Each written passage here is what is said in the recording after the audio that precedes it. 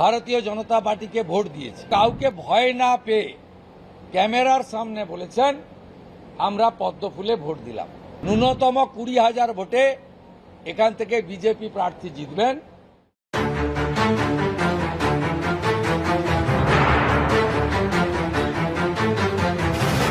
আপনার मित्र आलोक कुमारेर अभिवादन स्वीकार करो। आज बात करते बंगाल की, इसलिए बंगाली में संबोधन किया आपको। बंगाल इसलिए कि बंगालियों की प्रतिभा का कोई सानी नहीं, विलक्षण प्रतिभा के धनी होते हैं। बहस हो, मुहासिब हो, डिबेट हो या फिर पार्टी पॉलिटिक्स हो, दरअसल वही भारत में जानते हैं कैसे पार्टी पॉलिटिक्स किया जा सकता है, कैसे हंगामा बरपाया जा सकता है। ये सब कुछ चुनाव आयुक्त जो है, मुख्य चुनाव आयुक्त ज्ञानेश कुमार को पूछ लीजिए, वो बता देंगे कि पश्चिम बंगाल में चुनाव कराना कितना कंट्रोवर्शियल है उनके कैरियर का। और अब तक जो कुछ लग रहा है, 4 मई को जो कुछ के बाद लगेगा, तो फिर क्या होगा। अभी ये चुनाव के बाद ही पूरा मामला उछलते हुए हाई कोर्ट से सुप्रीम कोर्ट तक पहुंच गया। वहां सुप्रीम कोर्ट में जाकर चुनाव आयोग के वकील को, भारत सरकार के वकील को पसीना छूटता रहा। वहां दलील पर दलील देनी पड़ी कि चुनाव आयोग पे जो निरंतर आरोप लगाए जा रहे हैं पक्षपात के, उससे वो कैसे बाहर निकले। ये बाहर निकलने की बात इसलिए कि 4 मई को जो ईवीएम बक्से से निकलने वाला है, जिसके बारे में कह रहे हैं बहुत कांटे की टक्कर है, कहना बहुत मुश्किल है ममता बनर्जी जीत रही हैं या भारतीय जनता पार्टी जीत रही। कहते हैं जीत के प्रति जो मनोबल होना चाहिए वो कहीं से ममता बनर्जी में कमी नहीं आई है। जिस तरीके से वो स्ट्रांग रूम पर पहरे देने के लिए चली गई, हंगामा क्रिएट हुआ 2 चरण के चुनाव के बाद, जो कुछ भी झड़पें हुई मैदान में हुई अपने हिसाब से हुई, लेकिन इस बार का चुनाव आयोग के लिए सकून भरा इसलिए रहा कि हिंसा की घटनाएं कम हुई। हिंसा की घटनाओं के बाद कुछ जगहों पर रीपोलिंग भी हुआ, सब कुछ हुआ, हो गया। चुनाव आयोग इससे राहत मिल जाना चाहिए, लेकिन राहत नहीं मिल रहा है। चुनाव आयोग को लग रहा है कि 29 तारीख से 4 मई के बीच का जो समय लिया उन्होंने, 29 अप्रैल से 4 मई का, वो भारी पड़ रहा है। ये समय ही उस ईवीएम को सुरक्षित रहना, स्ट्रांग रूम को बंगाल में रखना, वहां लोगों का आंदोलन झेलना, टीएमसी भारतीय जनता पार्टी के लोग सड़कों पर टकराहट कर रहे हैं, हाई कोर्ट जा रहे हैं, सुप्रीम कोर्ट जा रहे हैं, अपने हिसाब से जो भी दरवाजा दिख रहा है उस हर दरवाजे पे दस्तक देके कह रहे हैं टीएमसी के लोग खास करके कि बंगाल में चुनाव हो रहा है। चुनाव तो केरलम में भी हुआ, तमिलनाडु में भी हुआ, पुडुचेरी में हुआ, असम में भी हुआ, बंगाल के पड़ोस में, लेकिन इतना हंगामा तो नहीं दिखा। किच किच किच किच किच किच किच, इतना ज्यादा शोर, इतना ज्यादा शराबा। 2 चरण में चुनाव कराया गया, 294 सीटों पे मतदान हुए और इस 294 सीटों में से नतीजे को लेकर कह रहा है, सट्टा मार्केट कह रहा है ममता बनर्जी फिर से जीत रही है, 4थी बार जीत रही है। भाई अगर ममता बनर्जी इस हंगामे के बाद जीत जाती है तो वो जीतने के काबिल है। उन्होंने मैदान नहीं छोड़ा है। 29 तारीख को जो मतदान हुआ, उससे पहले 23 तारीख को जो मतदान हुआ, 93% लोगों ने वहां के वोट किया, 95 तक के % के लोगों ने वोट किया अलग अलग वोटों बूथ पर। तब ये बार बार कहा जाता रहा, जो कुछ अपने हिसाब से विश्लेषणकर्ता कहते रहे, बड़ी संख्या में वोटरों का हो जाना वो टीएमसी का हार का आधार है। लेकिन इन तमाम विश्लेषणों के बीच में ममता बनर्जी का जो आत्मविश्वास है, टीएमसी का जो आत्मविश्वास है, वो छलक के बोल रहा है। वो कह रहा है कि हर जगह एक ही फार्मूला लागू नहीं होता है, सरकार के खिलाफ इतना कुछ नहीं है कि लोग आए और इतनी बड़ी तादाद में वोट कर जाए। इसलिए सबकी नजर 4 मई पर टिकी हुई। अगर 4 मई को 148 से ज्यादा सीटों पर जीत आती है ममता बनर्जी, तो बल्ले बल्ले ये जो तमाम कोशिशें हो रही हैं 2 चरणों के चुनाव के बाद 4 तारीख 4 मई तक जो कुछ भी बरपा है हंगामा बंगाल की सड़कों पे, तो मतलब भरा हो सकता है। मोटे तौर पे कह रहे हैं कि ममता बनर्जी, जैसा कि हमने कहा सट्टा बाजार की अगर बात करें तो अचानक से वो पलटा है। वो कह रहा है बम्पर जीत हो रही है ममता बनर्जी की, 4थी बार जीत के चली आ रही है, 4थी बार जीत के चली आ रही है, तो मतलब भरा बात हो सकता है। ममता बनर्जी ने तमाम विश्लेषणों को ठुकराते हुए, तमाम आकलनों को ठुकराते हुए, अगर मैदान में टीएमसी वर्कर को, टीएमसी नेताओं को सक्रिय रखा है, स्ट्रांग रूम को घेराबंदी की है, उसके में अंदर घुस कर देखा है उन्होंने, कहीं कोई गड़बड़ी नहीं हो, तो ये एक अंदाज है। और जिस अंदाज में उनको घेरने की कोशिश हुई, केंद्रीय सुरक्षा बलों को जिस भारी तादाद पश्चिम बंगाल में उतारा गया, जिस ढंग से चुनाव आयोग ने केंद्रीय कर्मचारियों के जरिए ही पूरे, जो मुसलमान लोग वंदे मातरम अब जातीय संगीत गाने के लिए जिसका दिक्कत नहीं है, वो भी चाहता है मोदी जी का नेतृत्व में काम करें। आज देखा ना आप, गुजरात की कॉर्पोरेशन म्यूनिसिपैलिटी का नतीजा आया, मुस्लिम बहुल वार्ड में बीजेपी जीत गया ना। बहुत सारे चुनाव को निष्पादित करने की कोशिश की, एक पक्षपाती रूप दिखा, स्टेट के जो वर्कर्स थे, कर्मचारी थे, उनको किनारे किया गया, तमाम कोशिशें हुई। इस बार का चुनाव कई मामलों में अलग था। इन सब के बावजूद अगर ममता बनर्जी चौथी बार बंगाली अस्मिता के नाम पर जीत आती है तो समझ लीजिए फ्यूचर की पॉलिटिक्स क्या होनी है। लोग कह रहे हैं, ममता बनर्जी के लोग कह रहे हैं कि वो जीत रही है, चौथी बार आ रही है। आपको एक बात बता दो, बड़ी दिलचस्प बात है, जिस भारतीय जनता पार्टी से ममता बनर्जी लड़ रही है, मैदान पे लड़ रही है, मुकाबिल है जिनसे हार जीत के आमना सामने, बीच से गायब है, लेफ्ट फ्रंट गायब है, कांग्रेस पार्टी गायब है। कहते हैं दो तरफा लड़ाई है, एकदम सीधे, नो मल्टी कॉर्नर। इसमें अगर मान लीजिए भारतीय जनता पार्टी को 6-7 अगर ऐसे चुनाव नतीजे आते हैं 6-7 सीटों की जरूरत पड़ेगी तो वो भी क्राइसिस में आ जाएगी भारतीय जनता पार्टी। उतना भी इंतजाम नहीं हो रहा है, निर्दलीय ऐसा कोई मैदान में जीत के नहीं आ रहा है, चुनाव नतीजे को लेकर कहा जा रहा है। हाँ, जो बात मैं आपको बता रहा था, टीएमसी की कहानी बता रही थी। 2001 में आपको याद रखना चाहिए, 2001 में टीएमसी को, तृणमूल कांग्रेस को, ममता बनर्जी को बंगाल की जमीन पर भारतीय जनता पार्टी ने उतारा था। उस समय वो वाजपेयी सरकार में केंद्रीय मंत्री थी, रेल मंत्री थी, और उनको एक कायदे से हिसाब से भारतीय जनता पार्टी ने उसी अंदाज में कंधे पर बिठाकर लाया था जिस हिसाब से नीतीश कुमार को बिहार में लाया गया था। तो आप याद रखिए, ममता बनर्जी और टीएमसी या फिर बीजेपी में कोई वैचारिक ज्यादा विरोध नहीं है। टीएमसी के जरिए भारतीय जनता पार्टी ने वही काम किया पश्चिम बंगाल में। वहाँ 34 साल से लेफ्ट फ्रंट की सरकार थी, वो जमी पड़ी थी, उसे हटाना बिल्कुल मुश्किल हो गया था, बिल्कुल हाशिए पे चली गई थी भारतीय जनता पार्टी या RSS cadre. Voting polling percentage बिल्कुल लो था भारतीय जनता पार्टी, 2 से 7% होता था वोटिंग।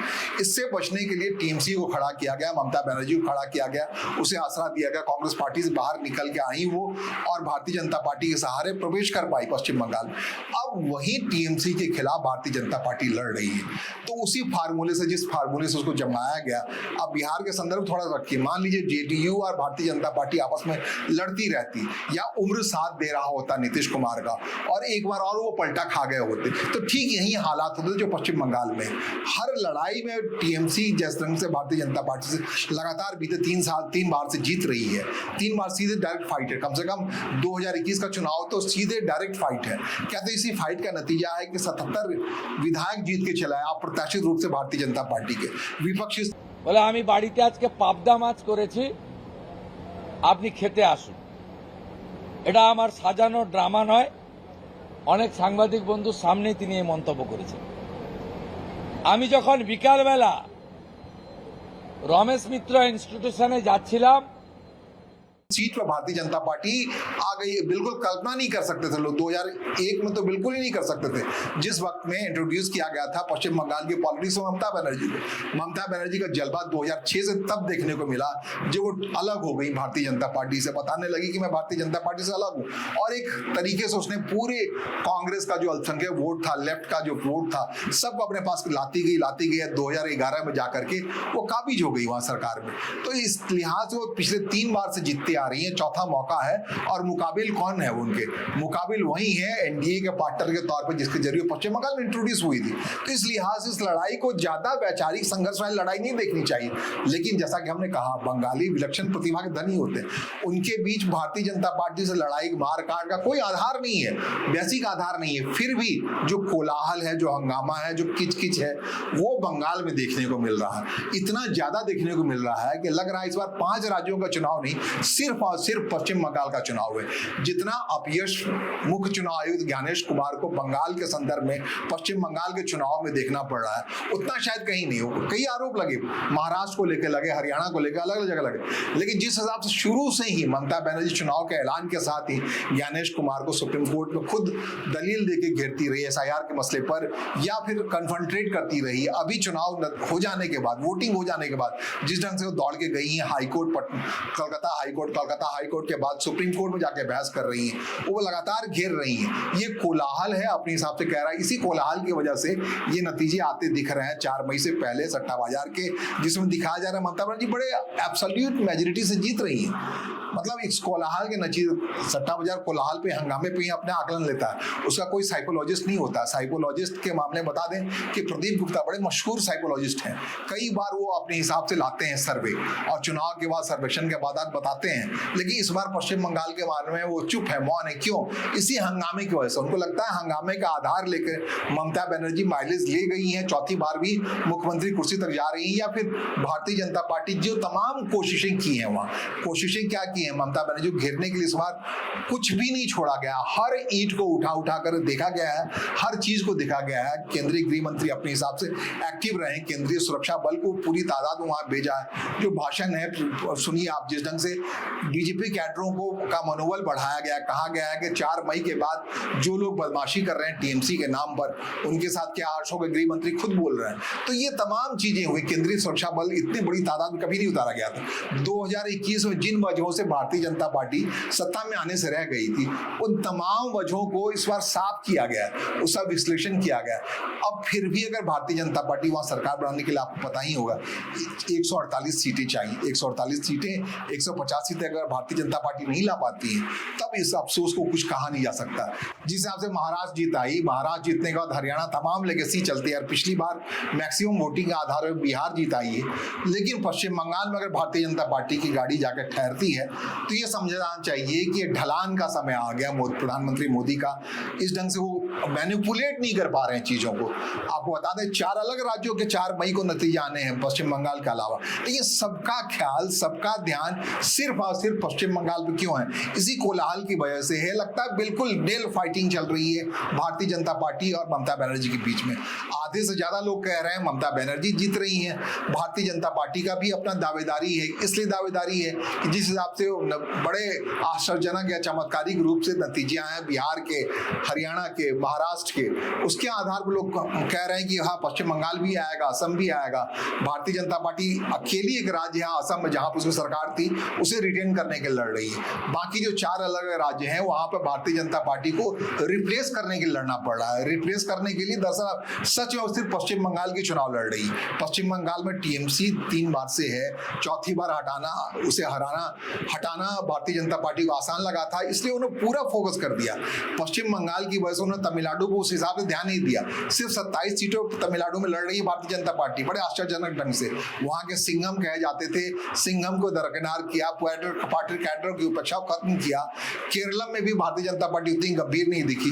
पश्चिम बंगाल में इसलिए इतनी गंभीर रही कि प्रधानमंत्री नरेंद्र मोदी और अमित शाह पूरा समय पश्चिम बंगाल बनना चाहते थे, इस उम्मीद के साथ कि वहां उनकी सरकार बन जाएगी। ऐसी उम्मीद अगर पूरी होती है तो ठीक है, क्योंकि कुछ भी कहा नहीं जा सकता नतीजों को लेकर के। लेकिन जो नेल फाइटिंग है जमीन पर, जो संघर्ष का आलम है, जिस ढंग से ममता बनर्जी 4-4 घंटे स्ट्रांग रूम में जाके बैठ जाती है, उनके तमाम नेताओं को कहा गया है कि आप स्ट्रांग रूम को घेरे रखिए। जमीन पर जो कुछ भी दिख रहा है, कहीं से टीएमसी लूज करती हुई नहीं दिख रही है। इसलिए 4 मई का नतीजा अगर टीएमसी का हक में आता है तो एक संघर्ष का नतीजा होगा, और अगर नहीं आता है तो इसके बारे में क्या कहना हो, भारतीय जनता पार्टी की बड़ी जीत होगी। इसलिए बड़ी जीत होगी कि आने वाले साल 7 अलग अलग राज्यों के विधानसभा चुनाव में वहां एक माइलेज मिलेगा पश्चिम बंगाल की जीत से। अगर हारती है तो भाई योगी आदित्यनाथ की धड़कन बढ़ेगी, उत्तराखंड की हालत भी खराब होगी, हिमाचल प्रदेश, गुजरात, गोवा, इन तमाम राज्यों में चुनाव होने, वहां भारतीय जनता पार्टी को ज्यादा संभल के उतरना पड़ेगा। फिलहाल मुझे सुनने और समझने के लिए आपका आभार, नमस्कार, धन्यवाद।